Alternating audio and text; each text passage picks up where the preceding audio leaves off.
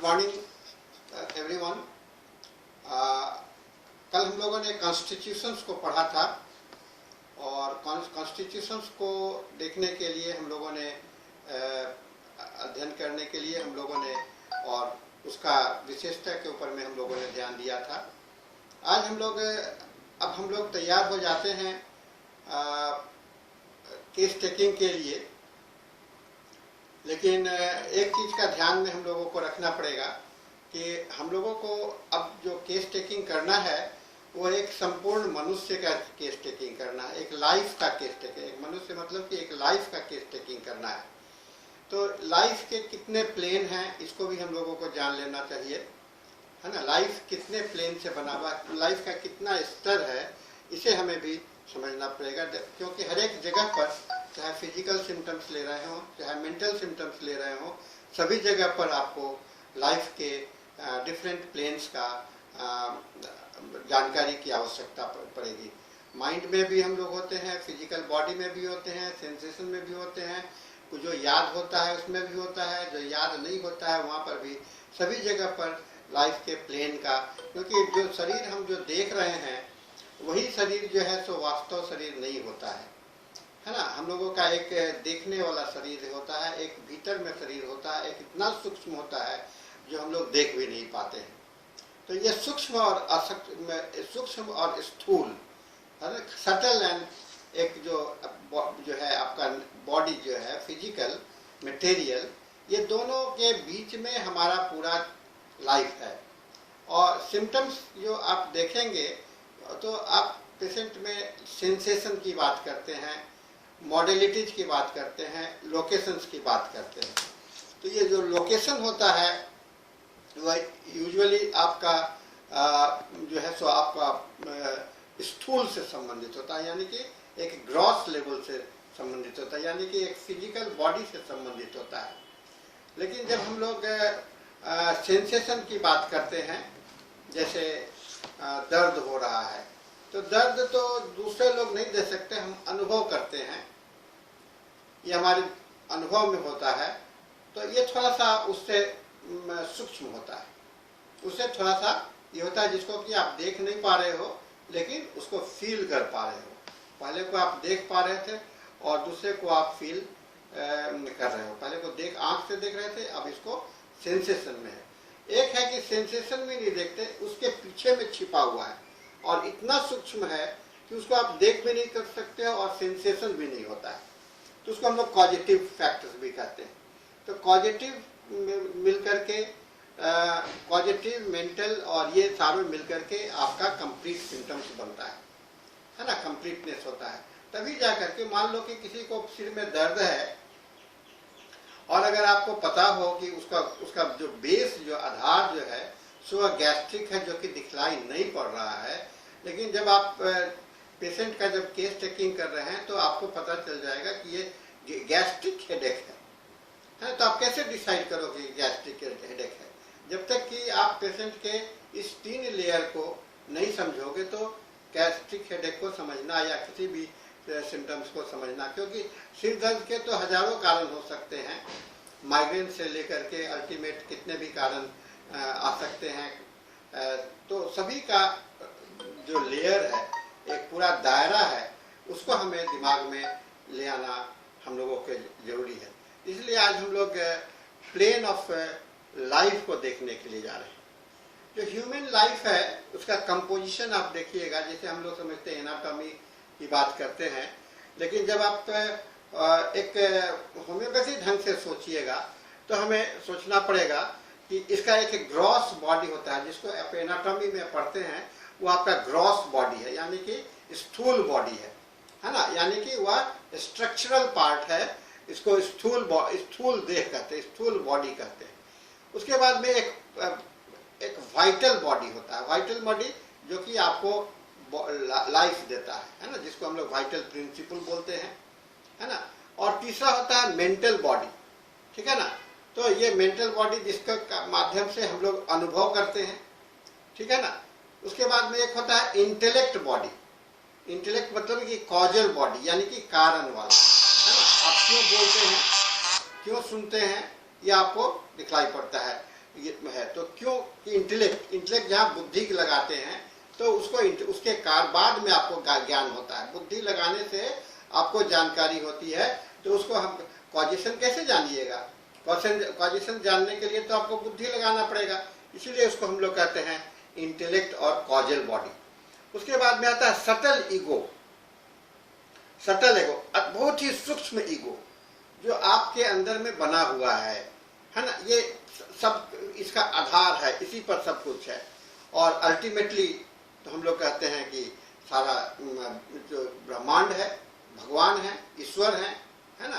तो ये यहाँ से ईश्वर से शुरू होकर के आपके अंदर में उसका तत्व जो समाया हुआ है, और उसके ऊपर में हमारा ईगो बना है, उसके ऊपर में कारण आता है, और कारण के बाद में मेंटल बॉडी आता है, मेंटल बॉडी के बाद में आपका वाइटल बॉडी आता है, और सबसे बाहर जो दिखाई पड़ता है वह ग्रॉस बॉडी कहलाता है। ये ग्रॉस बॉडी यानी कि मटेरियल बॉडी जो है तो अपने अंदर में बहुत कुछ छिपाए हुए है। जब आप रोगी से बात करेंगे तो जो सामने में दिखाई पड़ता है वही भीतर नहीं होता है। हमेशा सामने में जो दिखाई पड़ रहा है वह हमेशा भीतर नहीं होता है। इसलिए एक अंग्रेजी में एक कहावत है, हम लोग जो कहते हैं all that glitters are not gold, जो सभी चमकते हैं वो सोना नहीं होता है ना। साथियों, इस बात को दिमाग में रखिएगा, जो सामने आपको दिखलाई पड़ रहा है सभी चमकते हैं वह सोना नहीं होता है। उसके अंदर में कुछ न कुछ बात भी छिपी होती है। इसीलिए जब लक्षण ले रहे होते हैं तो आपको कभी कभी लगता है कि लक्षण तो मिल गया है ना, लक्षण तो मिल गया, लेकिन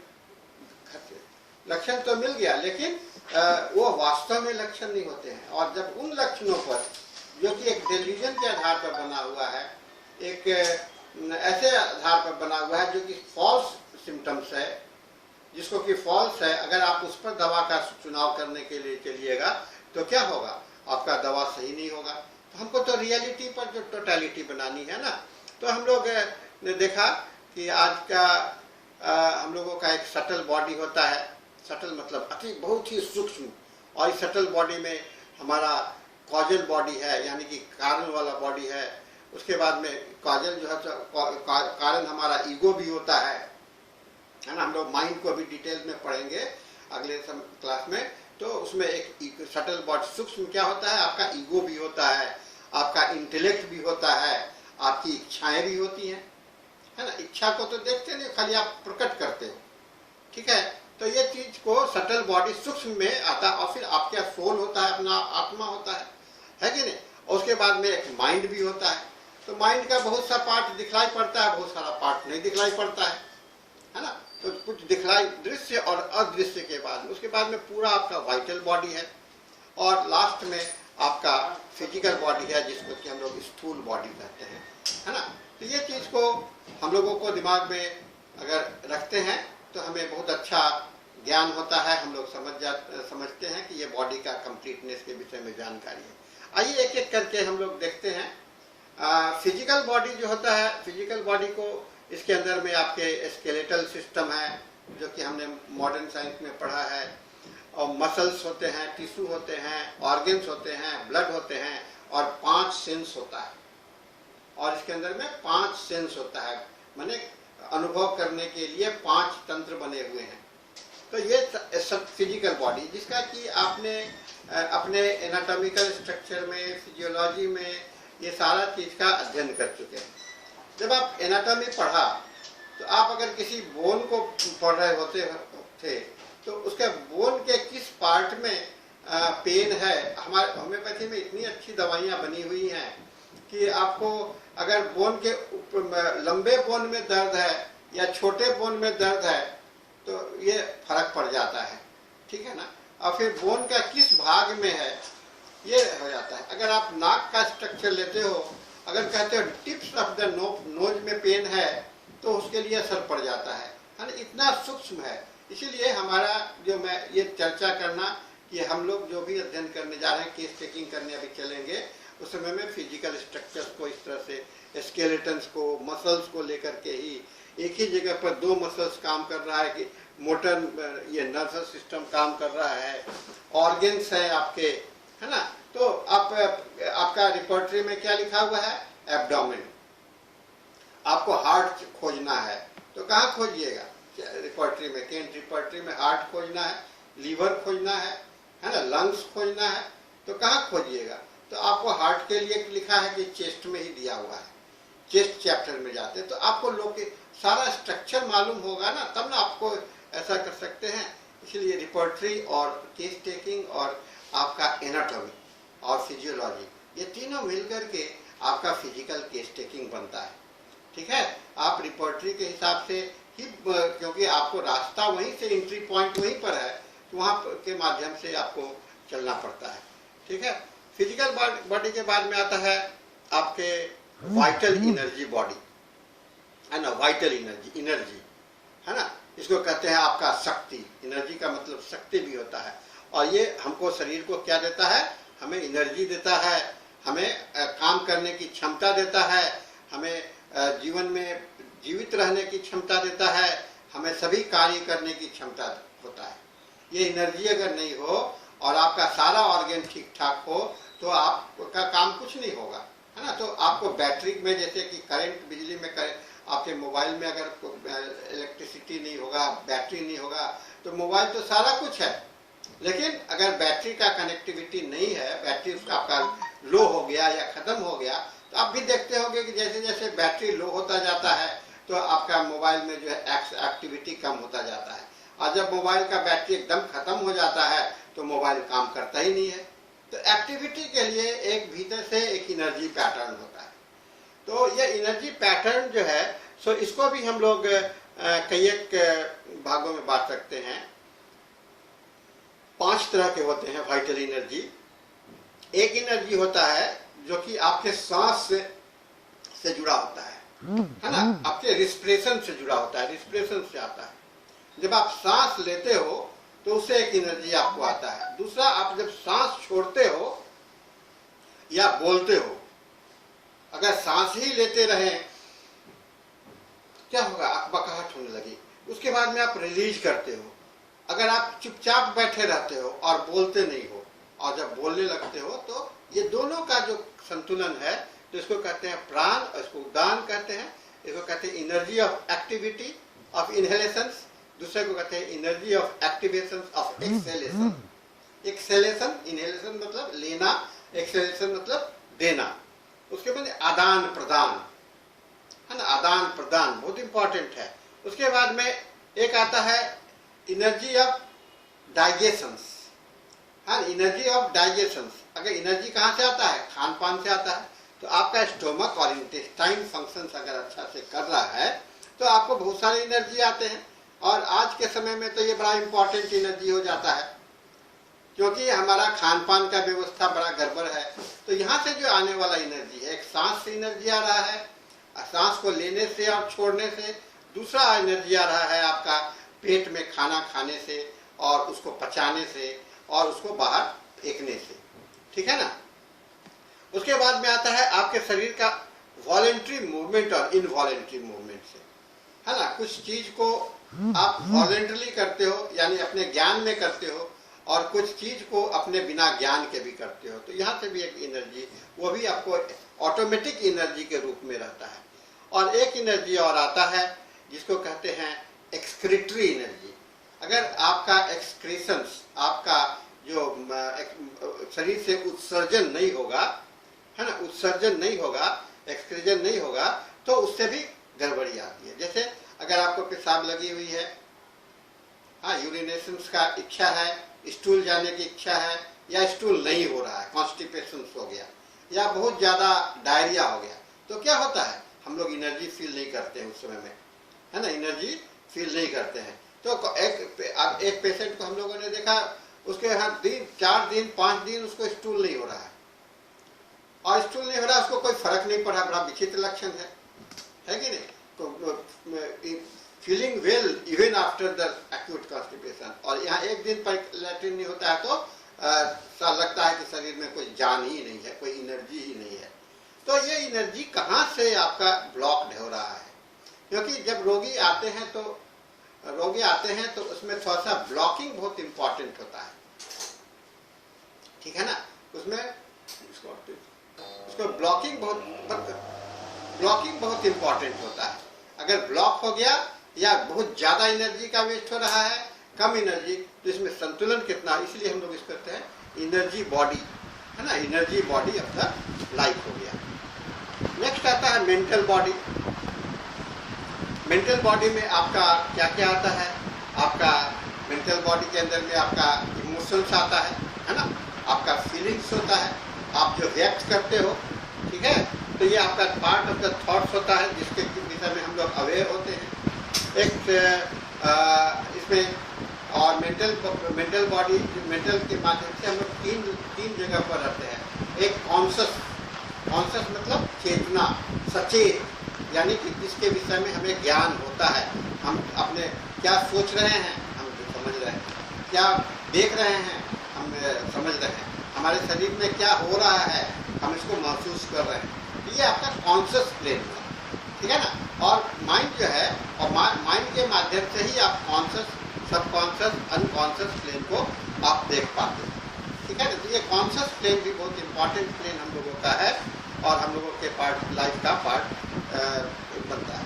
उसके बाद आता है सब कॉन्शियस प्लेन, इसको अर्ध चेतन कहते हैं। अर्ध चेतन मतलब आधा चेतना है, आधा जानते हो आधा नहीं जानते, ठीक है। तो इसमें हमारे लिए बहुत सारे चीज होते हैं जो कि हम बहुत नहीं जानते हैं, तो ये हमारे लिए भी एक इम्पॉर्टेंट पार्ट होता है कि क्या जानते हो और क्या नहीं जानते हो। इसीलिए ये सब कॉन्शियस माइंड का भी हम लोगों को लक्षण सब कॉन्शियस माइंड पर भी आता है, कॉन्शियस माइंड पर भी आता है, और एक लक्षण आता है जिसको कहते हैं अनकॉन्शियस माइंड, ठीक है। अनकॉन्शियस माइंड, अनकॉन्शियस माइंड का जो है तो हमारे मेंटल अनअवेयरनेस, जिसका कि हमको अनुभूति नहीं हो रहा है लेकिन है, अनुभूति नहीं हो रहा है लेकिन है। सपने आ रहे हैं और सपने को हम जगे हुए में नहीं देखते, कब देखते, नींद में देखते हैं। हमारे ऊपर में कुछ हो रहा है लेकिन हम उसको अनुभव नहीं, उसको अनकॉन्शियस कहते हैं, ठीक है। तो अनकॉन्शियस, सबकॉन्शियस और कॉन्शियस, ये तीन प्लेन में लक्षण आपको मिलेंगे। तीन प्लेन पर माइंड के लक्षण मिलेंगे और कॉन्शियस सिम्टम्स, जैसे कि अब गुस्सा आता है, हाँ गुस्सा आता है, तो कभी कभी आप गुस्सा आता है तो आपको जानकारी हो जाता है, तो आप कहेंगे ये कॉन्शियस गुस्सा है ना, जानबूझ करके गुस्सा है, जान करके गुस्सा है। एक होता है कि गुस्सा आपको आता है, आपको पता नहीं चलता है, आ गया एब्रप्टली, उसको एब्रप्ट गुस्सा कहते हैं, है ना। और एक गुस्सा होता है जो आपको लगता नहीं है कि आप गुस्से में हैं, लेकिन लोग कहते हैं कि आप गुस्से में हैं, तो ये आपका सबकॉन्शियस गुस्सा, सबकॉन्शियस लेवल पर गुस्सा है।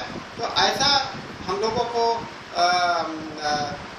आपके व्यवहार में, आपके एक्शन में, और आप उसको महसूस नहीं कर रहे हो कि गुस्सा है, तो उसको हम लोग सबकॉन्शियस गुस्सा कहेंगे।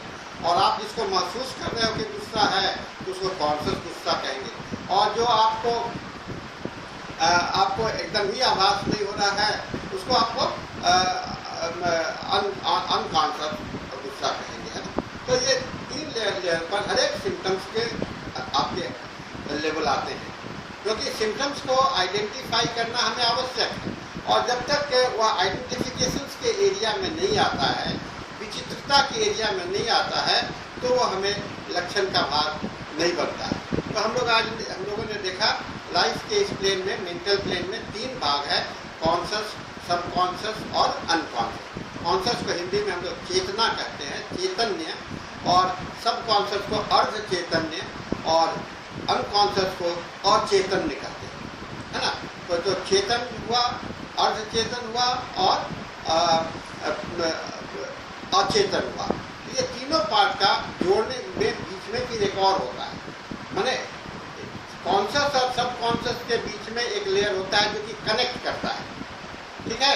तो और फिर सबकॉन्शियस और अनकॉन्शियस के बीच में एक कनेक्टिंग लेयर होता है, वह भी एक एरिया है। तो इस मिलाकर के तीन को जोड़ने के लिए दो लेयर और होते हैं प्लेन माइंड में, जिसको जो मिलकर के हमारे पास में पूरे 5 माइंड के लेवल आ जाते हैं, है ना। सब conscious level, conscious subconscious level, है ना, दोनों का मिला हुआ, फिर सबकॉन्शियस लेवल, फिर सबकॉन्शियस एंड अनकॉन्शियस लेवल, और अंत में आपका कॉन्शियस लेवल। तो हम लोग इस बात को दिमाग में रखेंगे, और ये चक्र जो है सो हमारे शरीर में चलता रहता है, और रोगी के ऊपर में यह बताता है कि हमारा मेंटल स्टेट क्या होगा, हमारा मेंटल सिम्टम्स क्या होगा।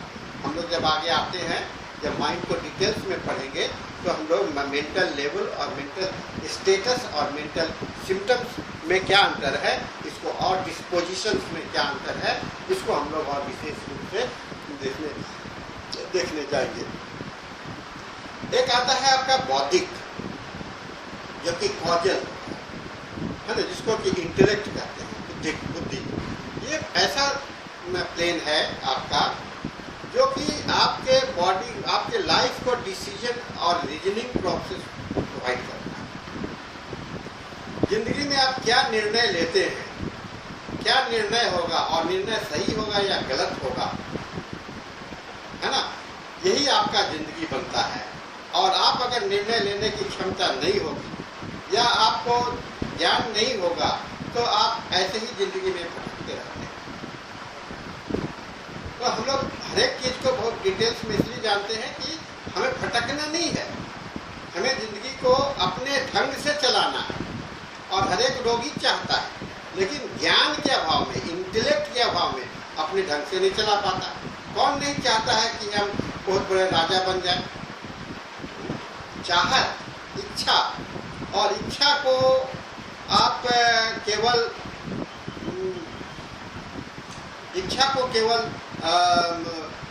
रखने से आपका काम नहीं चलता है, आपके भावना को रखने से काम नहीं चलता है। अगर खाली इच्छा को रखिएगा तो आपका इमोशनल इम्बैलेंस होता है, आपका भावनात्मक गड़बड़ी होता है। खाली इच्छा पालेंगे कि हम बहुत बड़ा राजा बन जाएं, और उसके लिए मेहनत नहीं करेंगे, हम बहुत बड़ा क्रिकेटियर बन जाएं, हम बहुत बड़ा फिल्म स्टार बन जाएं, और बहुत बड़ा डॉक्टर बन जाएं, और उसके लिए हम ज्ञान नहीं प्राप्त करेंगे, अपना स्किल, कौशलता हम लोग उसमें डेवलप नहीं करेंगे, तो क्या होगा? हमको तो चिड़चिड़ाहट होगी, हमको तो गुस्सा आएगा, हमको तो ईर्ष्या होगा, है ना। तो ये जो है पेशेंट के अंदर में इंटेलेक्ट लेवल, इसको हम लोग कहते हैं इंटेलेक्ट प्लेन या कॉजल प्लेन, है ना। ये कारण भी होता है, कारण बन जाता है, क्यों जो दुखी है, इसीलिए कि इसके पास में ज्ञान की कमी है। लोग कहेगा कि इसके पास पैसा नहीं है, लेकिन मैं कहता हूँ उसके पास में ज्ञान नहीं, इसलिए पैसा अर्जित नहीं किया, है ना। ज्ञान नहीं है इसलिए पैसा नहीं अर्जित। इसको अपने मनपसंद शादी नहीं हुआ, क्यों नहीं हुआ शादी? इसलिए जिसके पास में ज्ञान नहीं है। सभी जगह पर ज्ञान, इंटेलेक्ट काम करता है, ठीक है। तो आपका लाइफ जो है से कॉजल, बिना कारण के कुछ नहीं होता है, बिना कारण के कुछ नहीं होता है। इस बात का हमें एहसास रखना पड़ेगा, बिना कारण के कुछ नहीं होता है, कारण उसके बैकग्राउंड, उसको इंटेलेक्ट माइंड कहते हैं। और फिजिकल ऑर्गन भी कॉजल से प्रभावित होता है, आपका फिजिकल बॉडी भी और इससे कॉजेशन से प्रभावित होता है। खाली माइंड प्रभावित नहीं होता है। अगर शरीर में बहुत बड़ा चोट लग जाए, अगर शरीर में आपका बहुत बड़ा कहीं पर दुर्घटना हो जाए और चोट लग जाए, तो आपका ये चोट लगना तो कारण हो गया ना, आपका मानसिक और बॉडी का फिजिकल दोनों संतुलन गड़बड़ हो जाता है। आप भयभीत रहने लगते हैं, और भयभीत के साथ में आपका शरीर भी जो है सो शरीर अच्छा से फंक्शन नहीं करता है ना। और जितना ज़्यादा मेंटल भयभीत रहिएगा और डरे हुए रहिएगा, जितना चिंता में रहिएगा, तो उतना ही slow development of the physical body होता है। हड्डी जल्दी से जुड़ता नहीं है, क्योंकि उन लोगों का जो कि नेगेटिव माइंडेड होते हैं, है ना। तो हम लोग को कंप्लीट अध्ययन करने के लिए नेगेटिव माइंड और पॉजिटिव माइंड दोनों को सोचना जरूरी होता है, और यह आपका इंटेलेक्ट के माध्यम से हम लोगों को जानकारी मिलता है, ठीक है ना। नेक्स्ट आता है सटल ईगो। सटल ईगो, सूक्ष्म ईगो। ईगो तो सब में होना चाहिए और हो रहता है, क्योंकि जब इस पृथ्वी पर पैदा लेते हैं तो उसी समय में एहसास हो जाता है कि मैं हूँ। जब आपको लगता है कि मैं हूँ, मैं जिंदा हूँ, वही आपका एक ईगो होता है, जहाँ मैं का भाव आता है आपके अंदर। जिस समय में वो जान जाते हो कि मैं हूँ, जिस समय आप जान जाते हो कि मैं हूँ, तो आपके अंदर में एक ईगो होता है, जिसको कि हम लोग सटल ईगो कहते हैं, और यह होना आवश्यक है, ठीक है ना। यह आवश्यक है, और मैं हूँ एक कारण का भी कारण बन जाता है। मैं हूँ सटल ईगो जो है सो कारण का भी कारण होता है, उसका मेन कारण होता है।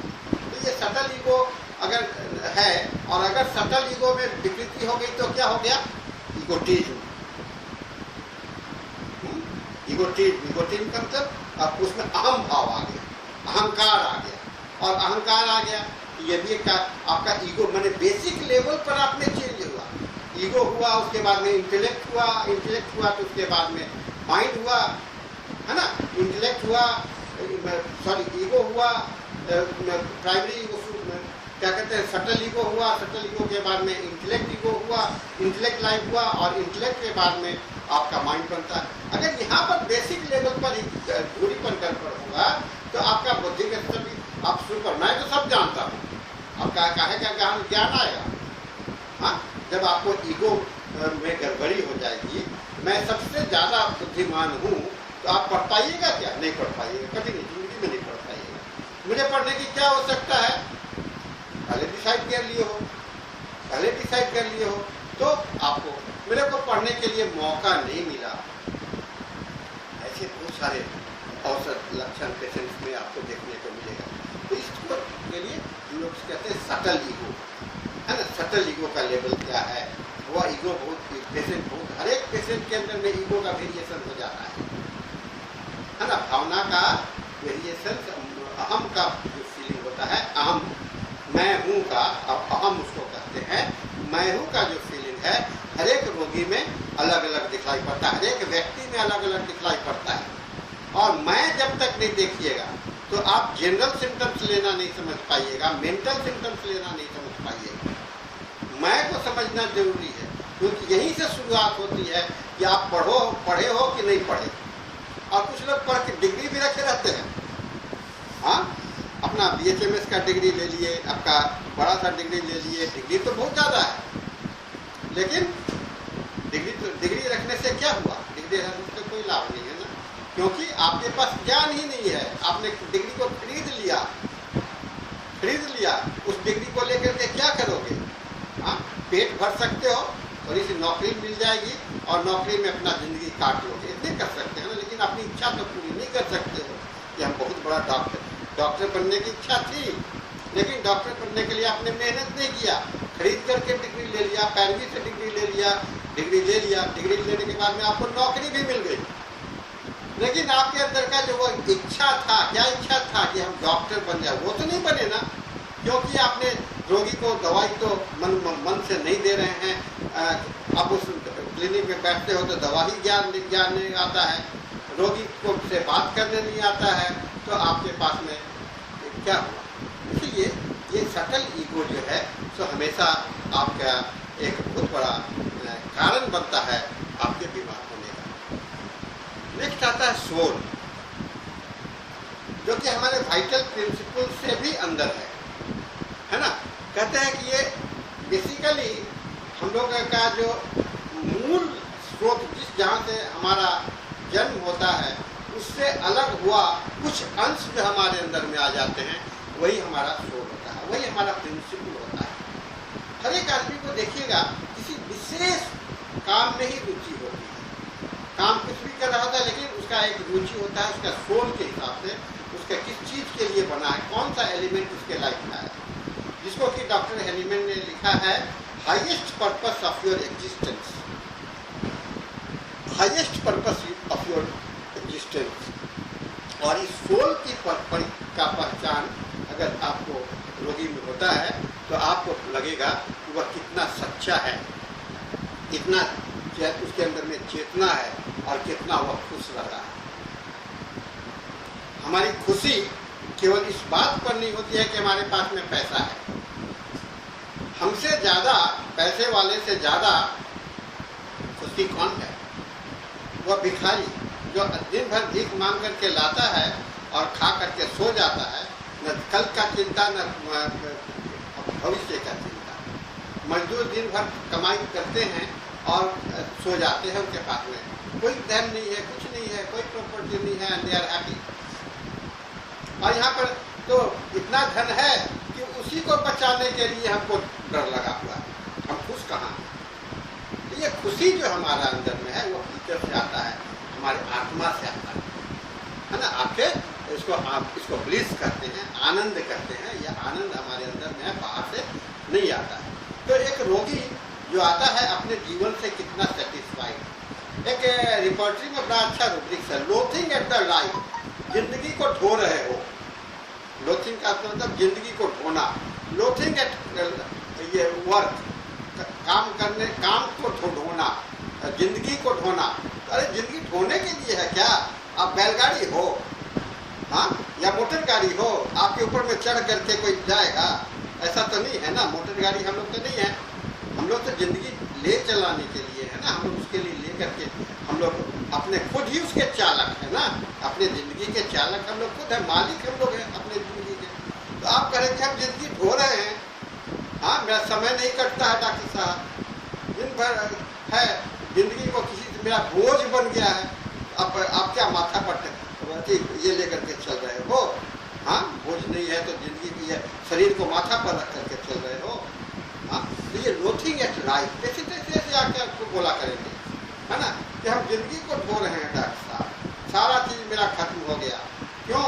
तो अब कुछ नहीं बचा है, हम जिंदगी को खाली जी रहे हैं, किसी तरह से जी रहे हैं, लोथिंग एट लाइफ, जिंदगी को ढो रहे हैं, यानी कि माथा पर रख करके चल रहे हैं। ऐसा हम लोगों के पास में ये जो आनंद होता है भीतर का, वह बाहरी प्रभाव से प्रभावित नहीं होता है। कष्ट में भी लोग खुश रहते हैं और बहुत सारे जो खुशी है उसमें भी लोग खुश रहते हैं, है ना। दूसरों का दुख देख करके खुश होते हैं और दूसरे का कष्ट देख करके खुशी होती है, और दूसरे का कुछ अच्छा देख करके ईर्ष्या होता है। ये क्या है? कष्ट ही है ना अपने को। अब दूसरे के लिए उसको क्या लाभ हो रहा है? कुछ नहीं हो रहा है। तो ये मेंटल स्ट्रक्चर्स को समझने के लिए उसके आत्मा की स्थिति को तो जानना पड़ेगा ना, क्यों दुखी है। तो ये दुख और सुख और सत्य तो जीवन का जो प्रिंसिपल है, यह गॉड प्रिंसिपल बन करके है हमारे अंदर में। आत्मा, उसको हम लोग भगवान का प्रिंसिपल कहते हैं, रूह है हमारा। हाँ, रूह है। रूह कहाँ का रूह है?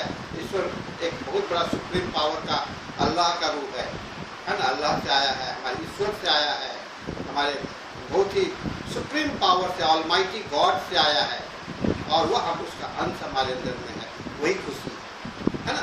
तो कभी कभी आपको लग रहा होगा कि मैं आपको स्पिरिचुअलिटी पढ़ा दूँ। भाई, बिना स्पिरिचुअलिटी को होम्योपैथी आप कर ही नहीं पाओगे। बिना स्पिरिचुअलिटी को होम्योपैथी कर ही नहीं पाओगे, क्योंकि डॉक्टर केंट का नाम आप लोगों ने सुना होगा, उन्होंने अपने लेसन राइटिंग में लिखा है, a homeopathic doctor who can not believe in God will never become a physician. कभी भी फिजिशियन नहीं बन सकता। अगर ईश्वर में आपको विश्वास नहीं है तो कभी भी वह जो है सो आप डॉक्टर नहीं बन सकते हैं। डॉक्टर बनने के लिए ईश्वर में आपको विश्वास करना पड़ेगा। स्पिरिचुअलिटी में, हाँ, स्पिरिचुअलिटी में आपको विश्वास करना पड़ेगा। फिर आता है सटल बॉडी, एक शरीर है, और शरीर के बाद में शरीर की सूक्ष्म शरीर भी है ना। शरीर के बाद में सूक्ष्म शरीर भी है। इस सूक्ष्म शरीर को भी हम लोगों को अध्ययन करना जरूरी पड़ेगा। और यही हमारा ये लेक्चर हुआ आज का हमारा, कि हम लोग ने जो सीखा है इस प्लेन ऑफ द बॉडी। कल हम लोगों ने कॉन्स्टिट्यूशन देखा सभी का स्तर, अब मैंने, और हमारे प्लेन ऑफ बॉडी से हमारा पूरा कॉन्स्टिट्यूशन बन गया। तो अब हमारे पास में पूरा आधार बन गया है इस बात को देखने के लिए कि हम लोग जो है सो अब केस टेकिंग करने के लिए तैयार होंगे। अब हम लोग केस टेकिंग करने का तैयारी के लिए हो गए हैं, और हम लोग अब केस टेकिंग करना प्रारंभ करेंगे। और हम लोग अब सबसे पहले कहाँ पर शुरू करें इसकी खोज करेंगे। हम लोग पेशेंट को पहले सटल बॉडी से जाएं, सूक्ष्म शरीर से जाएं, या स्थूल शरीर से जाएं, या माइंड से जाएं, है ना। ये सोचना पड़ेगा।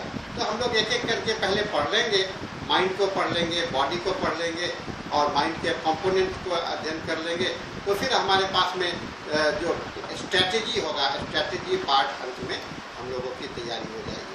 तो साथियों, आज के इस प्लेन ऑफ द लाइफ के साथ में हम लोगों का आज का यह लेक्चर समाप्त होता है और फिर हम लोग अगले क्लास में हम लोग मेंटल स्टडी से शुरू करते हैं, है ना। मेंटल पार्ट से शुरू करेंगे, मेंटल के डिफरेंट प्लेन को हम लोग देखेंगे, सॉरी मेंटल के डिफरेंट ईगो इमोशंस को हम लोग समझेंगे और उसके बाद फिर आगे चलते हैं। तो आप सबों को मेरा शुभकामना, आशीर्वाद और आप सभी होम्योपैथी में आगे तरक्की करें, बढ़ते रहें, इसके लिए मैं आप सबको अपना तहे दिल से